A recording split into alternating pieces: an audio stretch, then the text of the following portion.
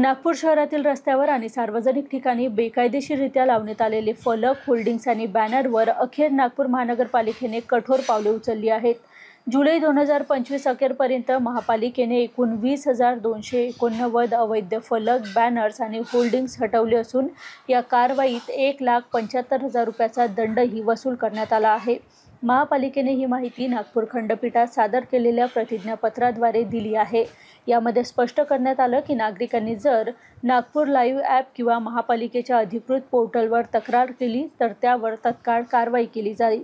या मोहिमेदरम्यान 265 प्रकरणामध्ये संबंधित पोलीस ठाण्यामध्ये तक्रारी दाखल करण्यात आल्या आहेत. त्यामुळे शहरातील फलक माफियांना धडा शिकवण्याचा प्रयत्न महापालिकेने सुरू केला आहे. दरम्यान सामाजिक कार्यकर्ते दिनेश नायडू यांनी महापालिकेवर न्यायालयीन आदेशाचं उल्लंघन केल्याचा आरोप करत अवमान याचिका दाखल केली आहे. या याचिकेवर पुढील सुनावणी 14 ऑगस्ट 2025 रोजी न्यायमूर्ती अनिल किलोर आणि वृषाली जोशी यांच्या खंडपीठासमोर होणार आहे.